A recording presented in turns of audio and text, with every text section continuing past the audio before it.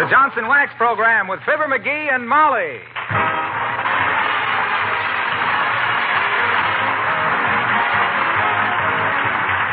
The makers of Johnson's Wax and Johnson's Self-Polishing Glow Coat present Fibber McGee and Molly, written by Don Quinn, with music by the King's Men and Billy Mills Orchestra. And by way of welcoming 45 new stations to our network, the orchestra opens the show with Great Day.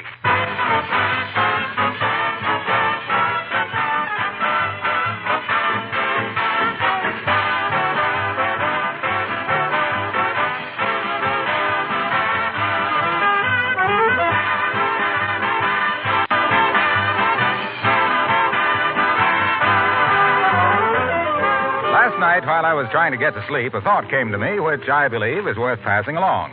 We're right now in the middle of a salvage drive, as you, of course, know. A short time ago, we had a Save Your Fats campaign and another on Share Your Car.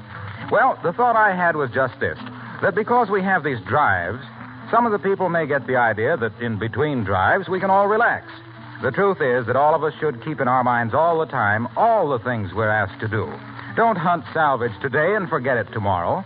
Put these things into your program every day. Salvage, save fats, save your tires, and take better care of the things you have.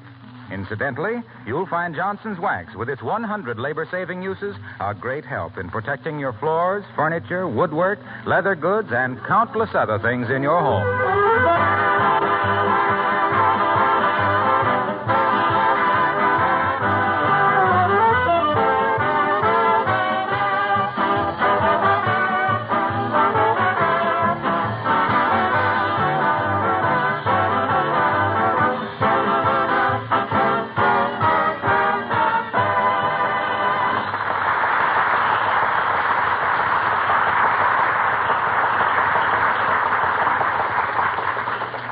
Well, it's a gorgeous day in Wistful Vista. There's a zing in the air. The autumn leaves are a riot of color. Just the kind of a day for a long walk in the crisp air and brilliant sunshine. The kind of a day when it's great to be alive and out in the air. Yes, sir.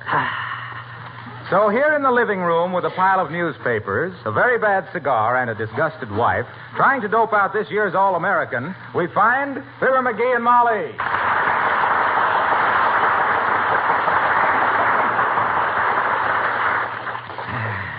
Now, let me see. In the backfield, I got Sinkwich of Georgia, Kuzma of Michigan, Hillenbrand of Indiana. McGee. Huh? For the last time, let's go for a walk. Walk? Yes, walk. Walk. Walk. You know, where you put one foot in front of you, then you lean forward, and then you put the other foot out. You can do it if you try. No, I don't want to go. Hey, how do you like Howard Callahan of USC? Oh, I love him. Yeah? Yeah, I've got a lock of his hair in the back of my watch. Who's Callahan? Trouble with you, Molly, is you ain't got any sporting blood. Well, neither of us will have any kind if we don't get out of this house now and then and get some exercise. You used to like football. Well, I still like football. What do you expect me to do Saturday afternoon? Sit here and wave a pennant whilst I darn socks? Well, we hear all the games on the radio, don't we? Oh, sure, and then we read all about them in the papers. Sure. Personally, my pet, I don't get much of a thrill out of an end run around the false teeth ads. Well, anyway, I don't want to go out. I'd catch cold with my house slippers on, my sleeves rolled up, and besides... Oh, well, I'm glad some hardy pioneer has the courage to get out in the air. Come in. Hello, Abigail. How do you do, my dear? And Mr. McGee. Hi, Uppity. How come you're out braving the elephants? No, the word is elements, McGee. Mm-hmm. Ivory is as ivory does, I always say.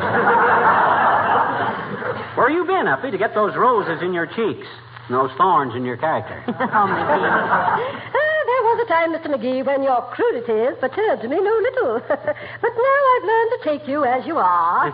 You have? Well, how am I? Don't answer that, Abigail. I'll have no profanity in this house. You know, I've been trying to get McGee to go for a walk with me, but he won't go. He's holding a pigskin post-mortem. My dear, it's simply delightful outside. Very exhilarating.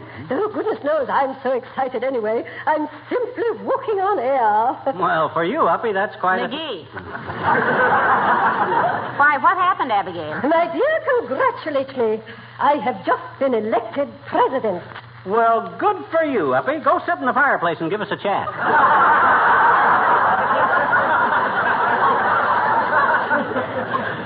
President of what, Abigail? President of the Children of the Mayflower. Well, heavenly days, the children of the Mayflower. I never knew the Mayflower had any children. Was one of your ancestors a whale boat up there? The Children of the Mayflower, Mr. McGee, is composed of ladies who are direct descendants of those brave souls who landed on Plymouth Rock.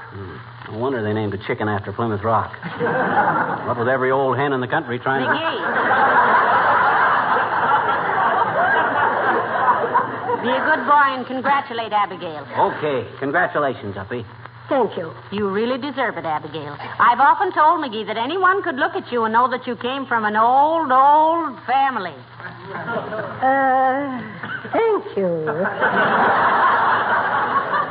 It is very difficult to obtain a membership in the children, you know. That's so? Oh, yes. So few of us can trace our genealogy so far back. Ah, now that's a lot of barbecue sauce, Uppy. By this time, there ought to be 5 million descendants of people who come over on the Mayflower. Oh, really? Perhaps you are one of them, Mr. McGee. Well, so maybe I am. Say, maybe I am, too. Why, I never gave it a thought, Abigail. It is easy to see, my dear, how little you appreciate the difficulties of tracing one's family tree. That is why being elected president of the children was such a great honor. Really, I was quite carried away.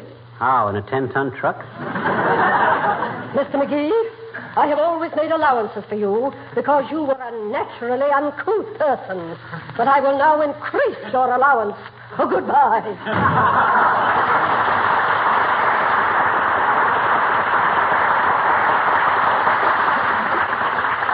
Why do you always have to pick on poor Abigail? Oh, she burns me up with that blue blood mahula. Oh, forget it. She stood on the social register for so long she can't help being a little overheated. Well, to hear her talk, you'd think my family was brought over here by Frank Buck. I'll bet my ancestors go back as far as hers does. Yeah, but how can you prove it? Well, how should I have to... Yes, I can, too, prove it. And I'm going to prove it. How? I'm going right down to the public library right now and look up the McGees. Well, good for you. I'll go with you. It'll be a nice walk. I ain't going to walk. I'm going to take the streetcar. I'm not going to waste time proving to that prune-faced old guinea hen that a McGee is as good as Oppington. Where's my hat? Right in there. Thanks.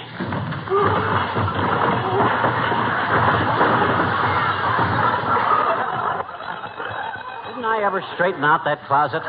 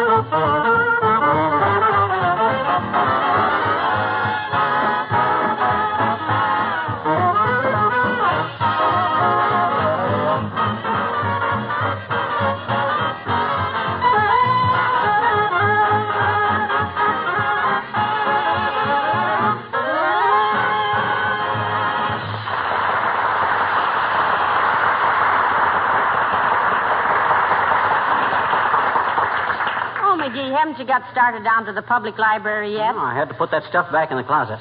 Hey, you know what I found? Judge Crater? Found a library book I should have took back a long time ago. Well, you'll just have to pay the fine. Yeah. 2 cents a day, you know. When did you borrow it? October 1927. I owe $109.50 on it. Well, they've made no attempt to collect, dearie, so I imagine it's outlawed by now. What was the book? Oh, some silly thing about a guy who wouldn't eat his pie. What was the name of it? Revolt in the dessert. No, that was in the desert. It was? And I don't blame the guy for not eating his pie. Probably all full of sand. Hey, I'll be at the library all afternoon anyway. Come in. Hello there, daughter. Hello, Johnny. Do me a favor? Why, certainly, Mr. Oldtimer. What is it? Glad to do it if it don't take any time on account of I got to get to the library. I'm looking up my geology.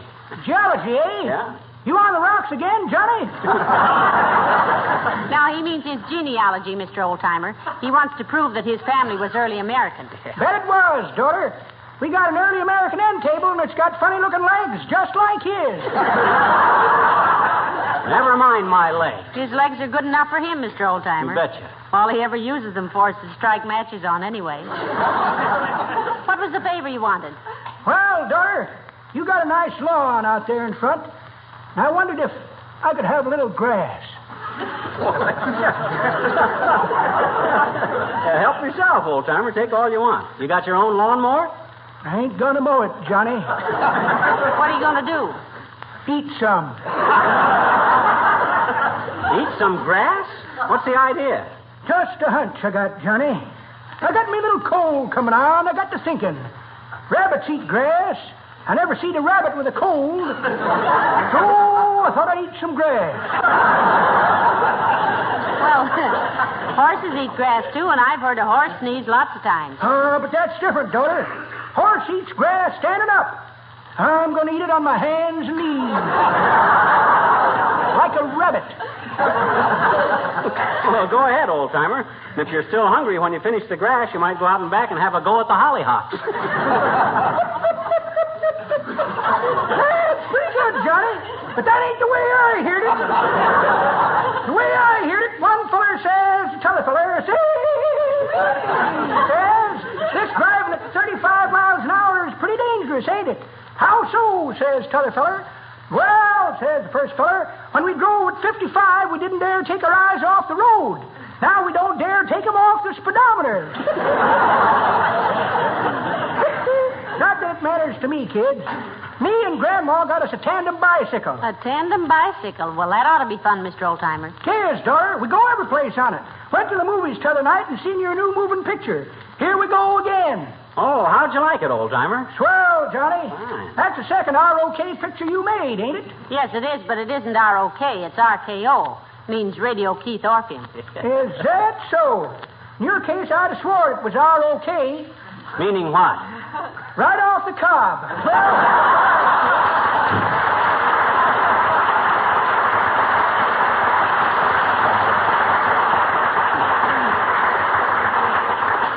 He should talk about us being corny.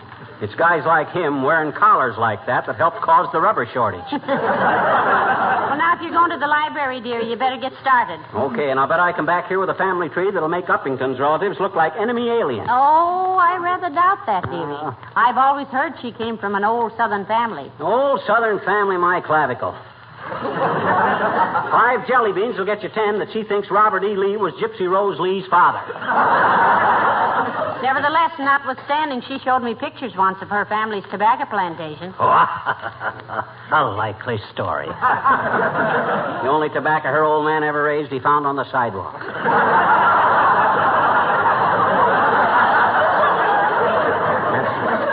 Oh, my gosh, I almost forgot. I got to make a long-distance call. Whom to? County clerk, Peoria. Going to have him send me my birth certificate. Give me the phone. Here. Thanks. Hello, operator. Give me Peoria, Illinois, county clerk. And hurry. Oh, is that you, Mert? Oh, my. How's every little thing, Mert? Tis, eh? What's that, Mert? Your sister that's engaged to that sailor? Sporting an anchor on her chest, huh? Heavens. Tattooed, McGee? No, carved on her hope chest. What's that, Mert? Well, keep trying, and if I ain't here, my wife will handle the call. Okay, Mert. You leaving now, dearie? Yeah, here I go, laughing and scratching. And if anybody comes... Hello, folks. Am I intruding? Not at all, Mr. Wilcox. Oh, hi, Harlow. I was just on my way to the public library. Going to look up my family tree. You know, he's doing it despite Mrs. Uppington, Mr. Wilcox. She was in here a while ago giving us that old Mayflower routine. Yeah, but I got her stopped. I've often heard my mother say we had an ancestor who was a sailor with Columbus. No, McGee. Huh? She didn't say that. She said your grandfather was a salesman in Columbus.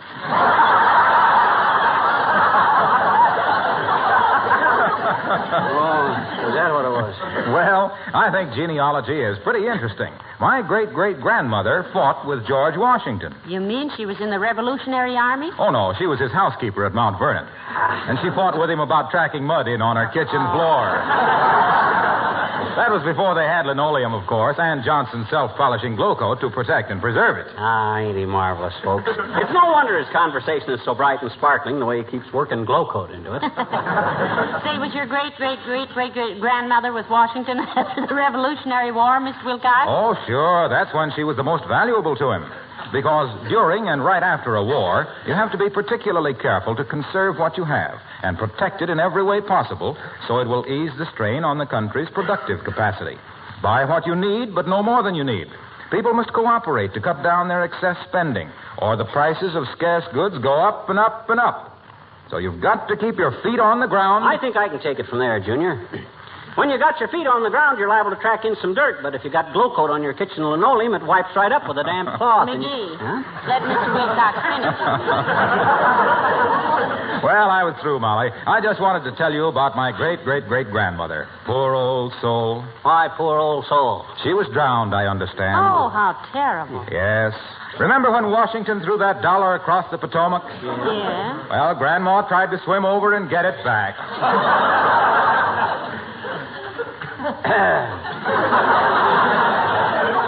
You going past the library, Junior? No, I'm not, Fibber. Sorry. And say, when you start looking up your family tree, be careful. Why, Mr. Wilcox? One of his ancestors might hit him on the head with a coconut. Well, I'll be seeing you.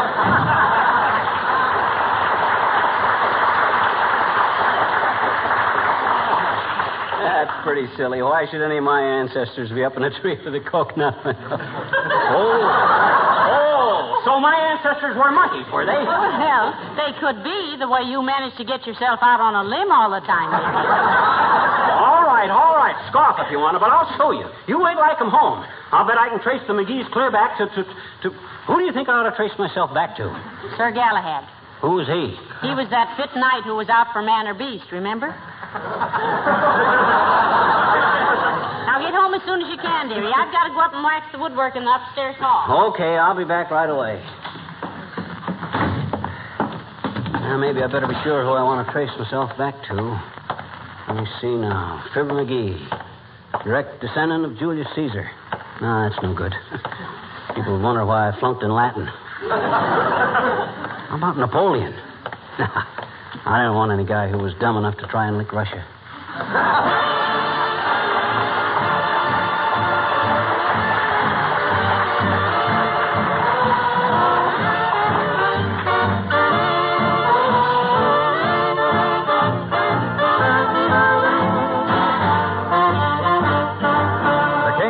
Sing It Ain't Necessarily So. Come on, you brothers, gather round Parson Brown. The good folks say, come on, little children. That's so, that's so, that's so. I takes my text from page 24. Listen, you children, gather round Parson Brown. The Lord said, David, Goliath is a villain. That's so, lay him low, lay him low. Tell us more. Little David was small, but oh my. Little David was small, but oh my. He fought big Goliath, who lay down and died. Little David was small, but oh my. Take it, Deacon. Well, Sir Jonah, he lived in a whale. Is that possible? I said, Jonah, he lived in a whale, and that's gospel. Now, he made his home in that fish's abdomen. Oh, Jonah, he lived in a whale. Oh, well. To get into heaven, don't snap. For the seven live clean. Don't you have no fault? Well, now, I takes a fable whenever I'm able, but with a grain of salt. How's that, brother? Little Moses was found in a stream. Moses was found in a stream. He floated on water till old Pharaoh's daughter, she fished him, she says, from that stream.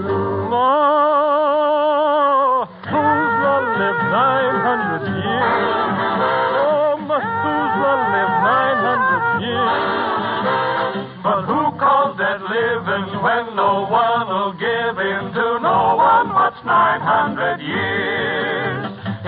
necessarily so. It ain't necessarily so. The things that your teacher is liable to preach you, it ain't. No, it ain't necessarily so.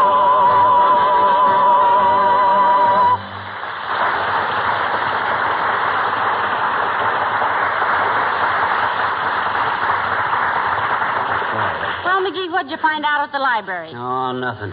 Measly little library anyway. They haven't got anything. Well, how'd you go about it? How would any intelligent person go about it? That's beside the point. How did you go about it? Well, actually, I was illogical. I wanted to look up my family tree, so I went and got all the reference books on trees. Hey, did you know the giant redwood, Sequoia giganticus, is probably the only tree... Never mind about those trees. What did you find out about your family tree? Nothing. That's the worst arranged library I was ever in. So what does I do but I looks it up under family. And what'd that give you? Drew another blank. Gave me the Swiss Family Robinson and how to raise a family on $18 a week. 5 little peppers and the Rover Boys and parlor games for the family circle and all stuff like that there. Not a word about the McGees. Well, now, don't fret about it, dearie. There must be some other way to find out about it. Say, incidentally, I talked to the county clerk in Peoria long distance. You did? Yes, I did. And I told him to wire information on your birth certificate and any data he had about your family history. Oh, that's swell. That'll give me something to start on. Then when old Uppingham starts giving out with that phony baloney, I can tell her... Come in. Hello, Mrs. McGee. Hello, Mr. McGee. Hello there, Mr. Wimple. Hi, Wimp, old man. How's things? Oh, awfully quiet, Mr. McGee. I haven't been doing much of anything. Well, say, what do you do in your spare time, Mr. Wimple? I enter contests. I send box tops in for things. Ever win anything? Once I did. What'd you win? Oh, a peachy big box to keep box tops in.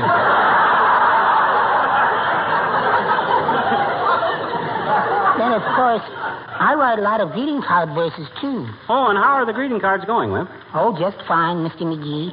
I just finished one this morning. Well, how does it go? It goes, I know 3 Dorothys here in town, Dorothy Smith and Jones and Brown, who chanced in the USO to meet a handsome sailor from the fleet, who won their hearts and won their hands, then sailed away to foreign lands. And when he comes back, I bet we'll see 3 dots in a dash for victory.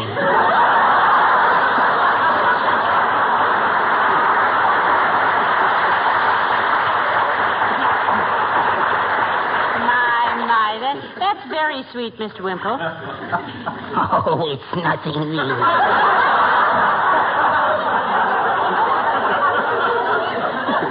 Well, how'd Sweetie Face like it? Oh, she isn't quite well enough for me to read to her yet, Mr. McGee.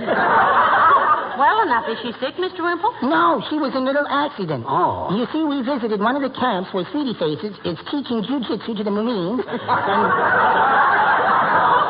Did I say something funny? No.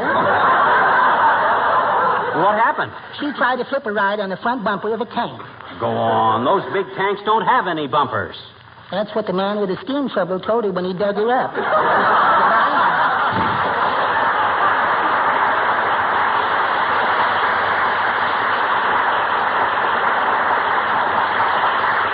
Hey, that reminds me, Molly. While I was at the library... Oh, that's probably for you, McGee. Okay. Yes. Oh, Postal Union?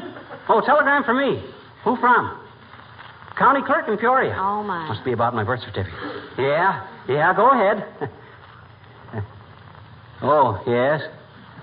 Yeah, I see. Oh, I'll be... Oh, hey, what was that last line again? Oh. Okay, bud. Thanks very much. What was it, dearie? That's the county clerk in Peoria about my birth certificate. He says... Oh, dear, who's that? Say, who hasn't been in yet? Latrivia. Oh, yeah. Come in there, Latrivia. Good day, Mrs. McGee. Hello, McGee. Hello, Mr. Mayor. Hi, Latriv. What's the matter, McGee? You look worn down a bit. He's been studying all afternoon, Mr. Mayor, trying to trace his genealogy. Is that so? Find out what you wanted to know, McGee, or did you find something you'd rather not have known? Oh, lay off, Latrivia. You're just like Uppington. couple of crumbs off the upper crust sneering at the hoi polloi, you think. Now, listen, McGee, the mayor never said a word. I was not sneering, McGee. I merely made a Don't remark. kid me, Latrivia. I know when I'm being sneered at. I can take a hint. You know what they say, a wink's as good as a nod to a blind horse. Oh, I'm sorry. I didn't know. How did it happen? How did what happen? About your horse.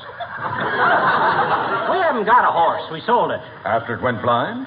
Was that quite ethical, McGee? After all, if you But, misrepresented... Mr. Mayor, the horse wasn't blind. I see. Then it happened after you sold it. Well, the poor animal was probably... Doggone it, Latrivia, we don't know anything about a blind horse. Our horse could see perfectly well. Then you should have sold it to somebody who would take better care of it. You deliberately refused to take any responsibility. Sure, we refused to take any. I mean, we were responsible for the sale, yes. But the horse was not blind. At the time of the sale. Exactly. I mean, no. It never was blind. Now, look here, Latrivia. If you're trying Never mind. Let it go. But, Mr. Mayor... Please, Mrs. McGee, I'd rather not discuss it any further. I came here to offer your husband a position with the city. In spite of his somewhat strange code of morality in the sale of livestock, I still offer him the situation. What's a job and what's a pay, Latrivia? Commissioner of Streets, and it pays $6,000 a year. Oh. I see. Well, thanks anyway, Latrivia, but I can't take it. McGee, what's the matter with you? If it's because of that horse business, McGee, I was only joking. It's got nothing to do with the horse, Latrivia. I just can't take the job. But, McGee, $6,000 a year, heavenly days.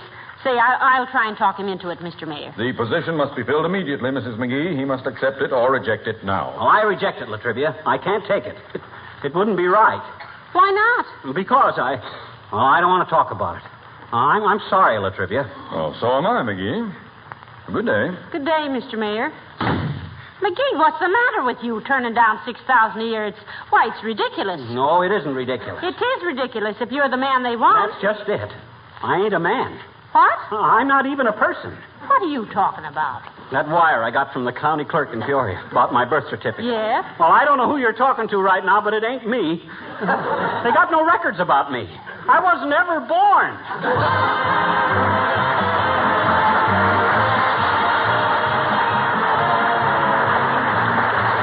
Mostly on these programs, we've been talking about the uses of wax in the home. I'm sure many of you will be interested to know how Johnson's wax products are being used also by manufacturers to solve finishing problems brought on by the war. Industry has made phenomenal progress in adapting itself to war production. In this conversion, with shortages of certain familiar materials, there has come a need for new protective wax coatings and finishes. Many of these have been developed and are being supplied by S.C. Johnson & Son.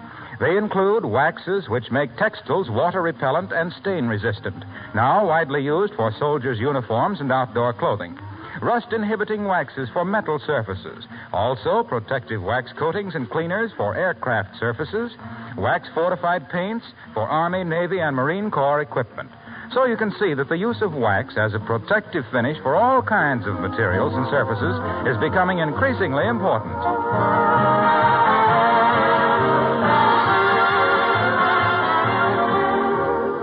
You know, Molly, I'll bet I could have traced the McGees clear back to the days of King Arthur. I'll bet Sir Galahad maybe was one of my ancestors. Who? Sir Galahad. Was he a bad knight or a good knight?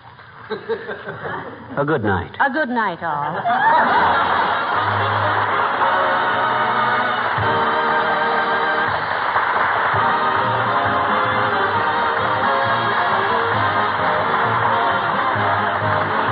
The characters of the old-timer and Wallace Wimple heard on this program were played by Bill Thompson. This is Harlow Wilcox speaking for the makers of Johnson Wax Finishes for Home and Industry, inviting you to be with us again next Tuesday night. Good night. This program reached you from Hollywood. This is the National Broadcasting Company.